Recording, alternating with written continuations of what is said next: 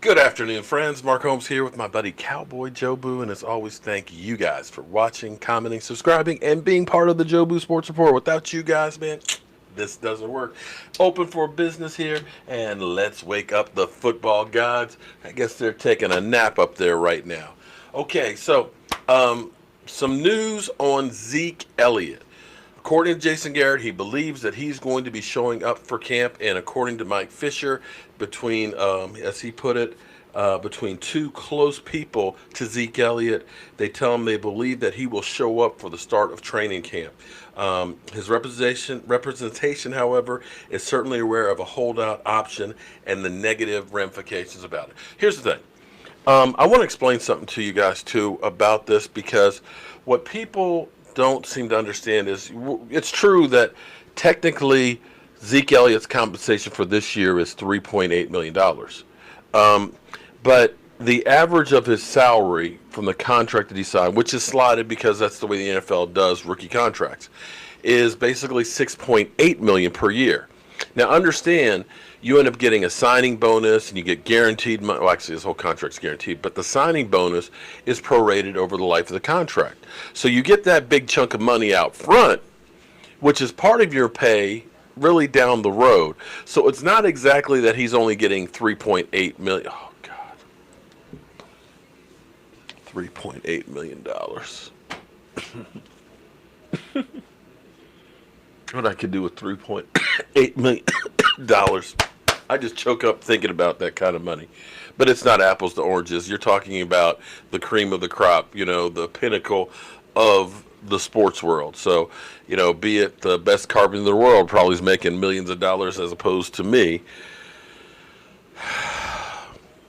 So it's not exactly that. Now, next year it's 9 million and some odd change. So I just want to clarify that. Now, for me, we talked about this last night. We did like a live stream with Law Nation and Big Game James for Cowboys Experience. And we talked about, Zeke Elliott's situation, if he should hold out and things. And we talked about this. And here's the thing. There is a rider in his contract that if he's not in training camp by August 6th, then you're forfeiting a year of being a free agent, which means they're going to hold his rights for another year. So that really doesn't help you. He does not really have a lot of leverage. And here's the thing, if you're the Dallas Cowboys, Zeke Elliott don't play in any preseason games. As far as I can remember, Zeke Elliott has never played in a preseason game. And usually Zeke kind of slow the first couple of games of the season. So him holding out per se doesn't necessarily hurt them that much. But you still don't want to have the negativity. You don't want the players asked by, all the media, well, what, you heard anything about Zeke? How do you feel about playing without Zeke? Or having Tony Pollard. Tony Pollard, you may have to stand up, take the place of Zeke Elliott. How do you feel about being a shadow? And when you start thinking about that and get put out there, ooh, Lordy. It's kind of like back in the day. The Washington Redskins, I hate to use them for analogy, but when Doug Williams was a quarterback for the Washington Redskins, their starting running back was hurt. And they knew he wasn't going to play, but they didn't tell Timmy Smith that he was going to be starting all week because they were worried that he's going to go crazy. He didn't find out till kickoff, oh, by the way, Timmy, you're starting. And he went out, and at the time, I think it's still a record, he rushed for like 216 yards. Only great game he had in his career. Before it just literally panned out after that one flash in the pan. Because, it might have been that whole thing of, I got to start, I got to play all week, and he would not have performed. So you don't want to have these questions of putting that unnecessary anxiety on players and things. You don't want this to be a distraction and things. You want Zeke Elliott to be there with everybody else. And in my mind, here's what you really need to do. Because, and I've said this for a while, if you watch me, you say, Mark, I've heard you say that before. Because I'm trying to pound it into everybody's head so you understand. If you look at running backs, they're very few in their 30s. You got Frank Gore, you got AP, and that's about it. You don't have that many that are over 28 that are really, really productive backs. So you're looking at Zeke Elliott, happy birthday yesterday, who is still relatively young. He's got this year and next year on his contract. So if you're the Dallas Cowboys, to me, what you do is put a 2-year extension on this contract that he has right now and give him a raise for these 2 years. Say, Zeke, you know what? You played lights out those first 3 years. So you know what we're going to do? We're going to make your contract $14 million a year. We're going to put 2 years, 14, that's 28, right? The next year, it's $9 million, so you're adding 5 right there. So that gets you to 33, right?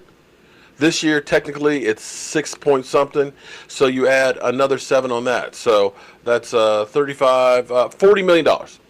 Zeke Elliott, we're going to give you $40 million more money, and we got you tied up for the next 4 years. It's that simple. Because now, here's the thing. You got an out before he's 30. And I know people will say, listen, do it like this. Keep him where he is right now, right? Franchise tag him and franchise tag him. Well, the tag money is going to be probably about 12 and a half, right? So you got 25 right there for those 2 years. You got 9 and 6, so 22, that's 22, 28, 28 and 9, 38. So you're not talking about that much more money. You're talking about chump change in the grand scheme of things. But what you get is you get a player who's now happy about his situation. Do you follow my logic? Because everybody keeps saying, oh, well, don't pay him, anything. Just franchise tag him then the 2 years after this. But you're not really saving any money. You're saving, maybe 6, 7, maybe $10 million at most. But then you got a guy who's pissed off. And after the first franchise tag, he may pull a DeMarcus Lawrence. Or he might pull, Le'Veon Bell. Get this thing taken care of. It's not that difficult. Add 2 years. This is the best of both worlds. He's happy now. You got him for the next 4 years, productive, in the best prime years of his career, and you make that run. And if after 4 years he's still doing great, you know what? Guess what? We're going to extend it. That's all I got to say about that. I'm going to go grout my tile, and then I'm going to go put some more tung oil on these countertops out here because, well, that's part of my day job. So as always, friends, I want to thank you guys for watching, commenting, and subscribing to the Joe Boo Sports Report. Without you guys, man, this doesn't work. And I was going to go ahead and take care of this because I've had so many people send me the video of Dak Prescott, the most disrespected quarterback in the NFL. So I'm going to go ahead and save that for a little bit later. And tonight I'm going to be cooking some keto deep-fried catfish and coleslaw. So, one final thing. This is I get so much flack from a lot of people that tell me, you're always on YouTube, man. You need to give it a rest. I'm tired of getting notifications. More? It's like, well, look, don't subscribe. Carson Wentz or Dak Prescott. Wow. Just don't subscribe. Unsubscribe. Don't watch. Just because you get a notification doesn't mean you have to watch. If you don't like it, I'm cool. But this is the reason why I do what I do. And this is Joe Figueroa. I hope you don't mind me putting your name on here, but he sent me an email earlier today. Hey, Mark, my name is Joe. I live in Oklahoma City, and I've been following you on YouTube for the last year and a half. I, too, am a diehard Dallas Cowboy fan, although I've never been to a game or a tailgate game. But I saw on YouTube about your tailgate you're doing at FedEx Field with all the Redskins, or with the Redskins. I'm disabled, but if I can come up with the money, I will be there. Please save me a place for me and my wife. I haven't been able to come up with the funds to come a month before. If I don't come with the funds to come within a month before, I'll email you and let you know. So don't keep preserving our spots.